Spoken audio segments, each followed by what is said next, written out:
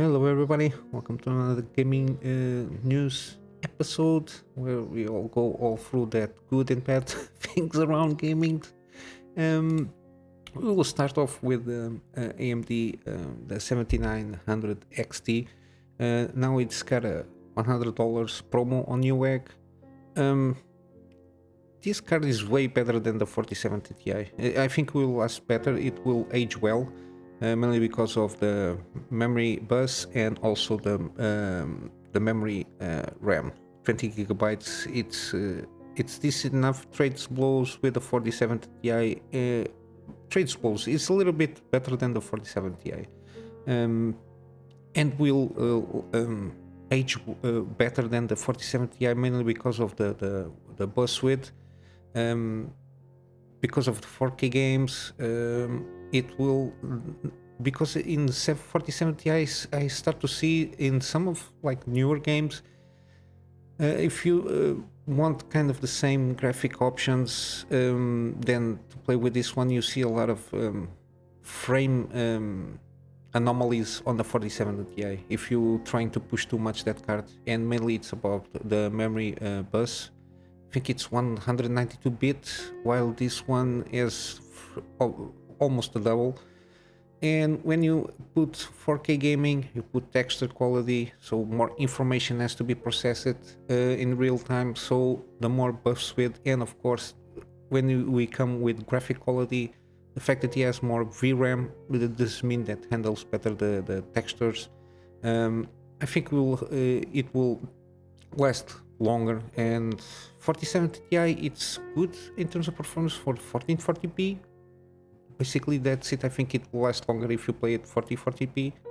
If you buy it for that purpose, I think you will be comfortable, even though the prices are completely insane. Again, I will always tell you that the prices are insane, unless you have enough money and you need to buy a new PC, or you assemble a new PC and you're considering, if you're not very tied up on cash, it's a consideration to make. But still, if you can find in previous generations, there is good enough GPUs that can handle 4K gaming or even 4040p in good prices. And if you just want to play 1080p, there is a huge amount of good GPUs for that, ranging from the Intel Arc, the 77, I think it's the 770, the 8 gigabyte, and even the 16 gigabyte. They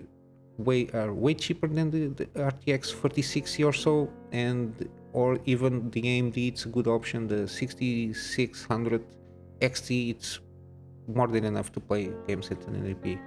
But yeah, we'll see how it goes. AMD, if they want to stop being a follower of Nvidia, because now we are seeing a lot of leaked information about the 47 non-Ti, the 4060 Ti, and the 4060 non-Ti, and we don't hear about anything regarding AMD. I think they are trying to they are going to wait for the launches of Nvidia, like the official price launches and everything, and official performance of the GPUs, so they can make their move, which is not a good thing. They kind of always know what the competition is doing. I just think that for this generation is being a shot on the foot for everybody, especially for consumers, because they were hoping that we can go for like previous pandemic levels of kind of marketplace, but everything's been crazy for the last 3 to 4 years, so we'll see how it goes. I just hope, at least, because the cards are good, the only thing keeping them to be a success launch and continuing of the new like the medium and low tier ones, it's the price. It's completely insane.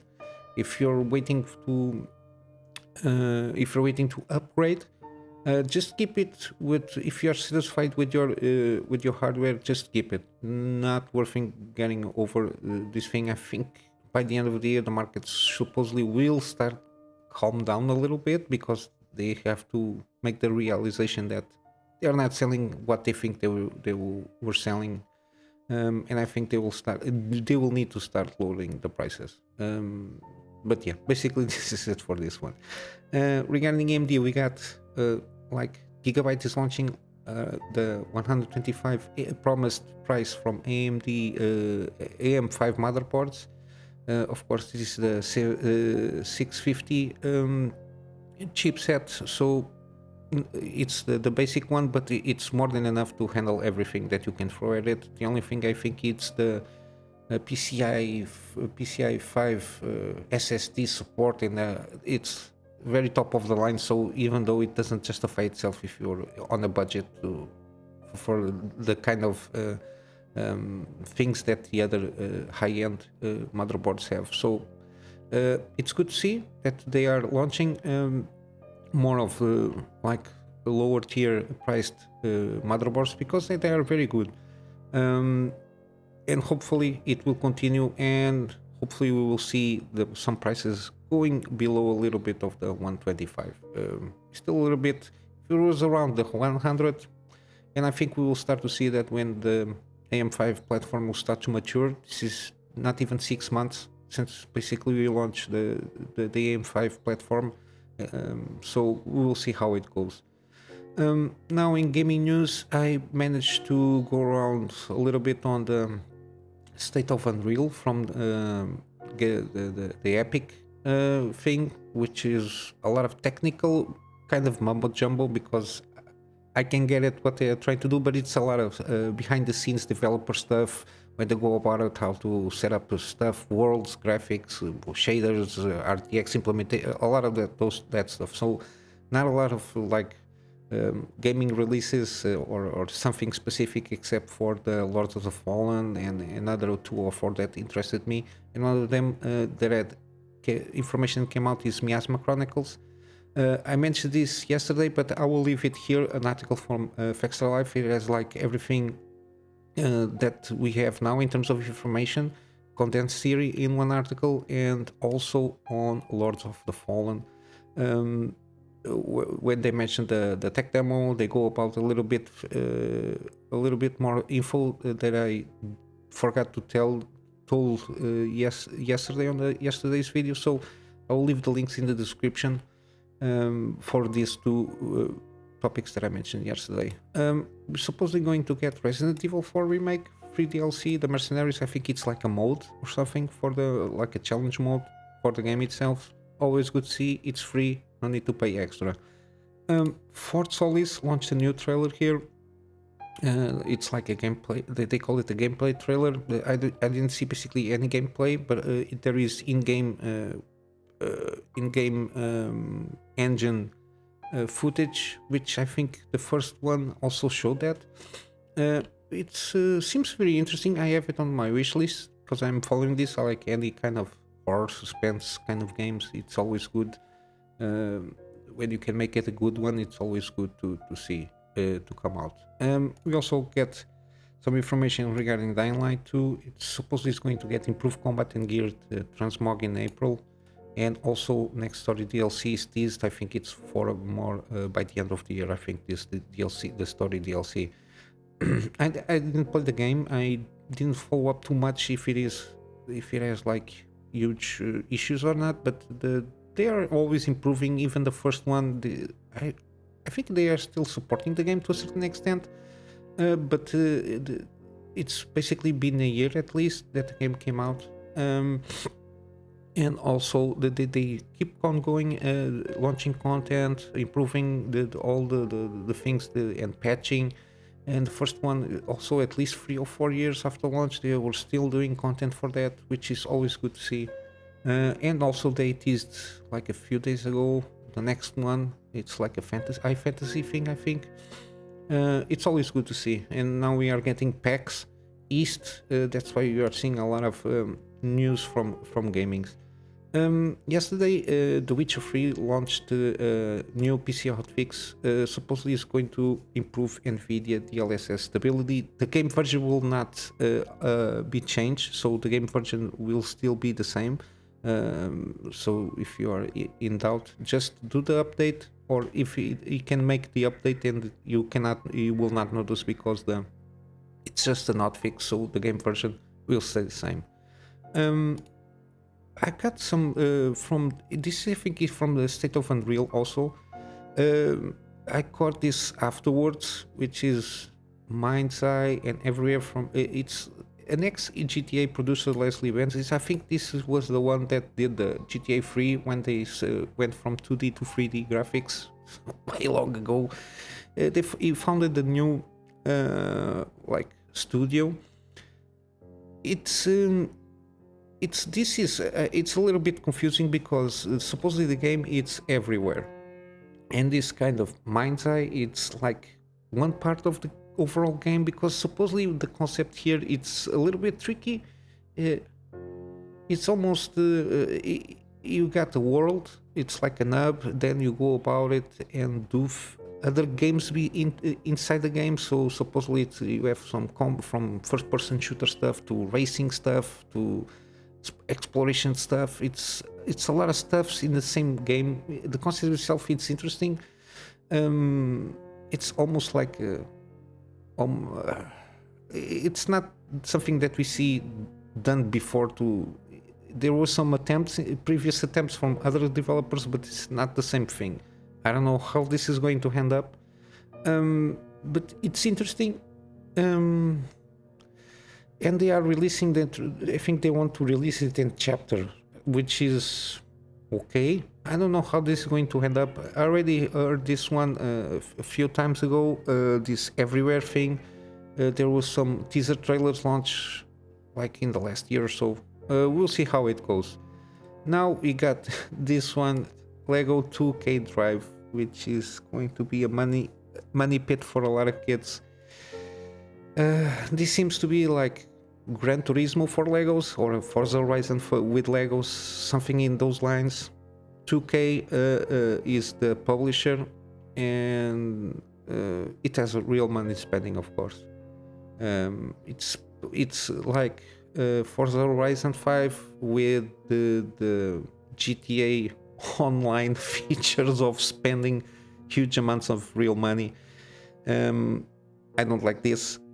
Just by the it's still going to be launched. It's going to be launched at the full price, $60, I think. I don't know exactly what it has.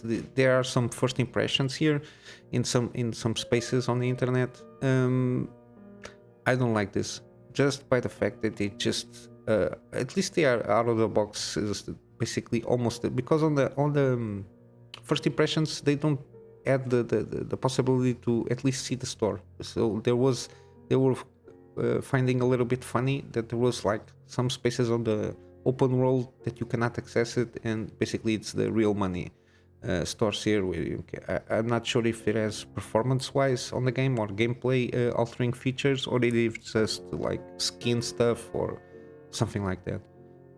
Still, I don't like it. It's a shame because it's a Lego it's a Lego franchise stuff, but yeah, these guys, I don't know, they just they think people are hiding money from them, or people owe them money for something. I don't know.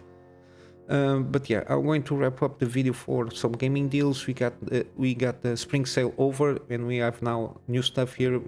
I think we're going to start to see some stuff here because of also PAX East. We got the Square publisher sale, which has the Final Fantasy stuff, Nier Automata. We got Octopath Travel also. Left Alive, I remember seeing this game around. I'm not sure if it is a good game. No, it's not a very good game. I remember seeing this name somehow. If you have Just Cause, it's kind of funny. Sleeping Dogs, it's a very good game. It's an older one, but still very good game in terms of mechanics. If you play it, I think you can see a lot of things that are now implemented as like normal in like open world games. Some mechanics, because they were basically to a certain point almost invented here to a certain extent, or some of them were refined. Not much else here. I've got a lot of things hidden, so because usually it's not for me. And we got also Resident Evil 4 available now, the remake. I don't know what they're doing here. I think it will it launched like 2 days ago, I think, give or take. But we got like feature game shows from presented by Turtle Beach. Okay, we got some interesting ones, upcoming games, mainly around down here, which is Ravenbound, Miasma Chronicles, I spoke earlier. This one seems interesting, The Last Case of Benedict Fox. I saw at least one more. Fort Solis also. We got The Dredge, has good reviews here. It's coming out by the end of the month. Very Lovecraftian stuff here. What is this? Primordial Legends, I don't know what this is. And basically, War Tales, I'm not sure if it seems very positive here. And of course, Dying Light. But they are not. This is not a promotion, it's just basically presentation, because I don't see except one or two here that has like any deals, but at least for you to keep an eye on it. But yeah, I will wrap up here. Not much here today. Maybe tomorrow we have better news for the gaming scene. We'll see what comes out from PAX, because I think it started today or something like that, or is going to start today, because I'm in the different time zone, in the Middle Eastern time zone. We'll see how it goes. I'm going to wrap up here with my Go Get Funding, and you know, the usual stuff, better and more content for my private clients, and of course doing some video stuff, and in my free spare time do the things that I do, start doing some gameplay series, scripted content, and possibly some live streams in the future. And with all that said, guys, I hope you have a wonderful day. I'll see you in the next one. Till then, Kunamy Master out.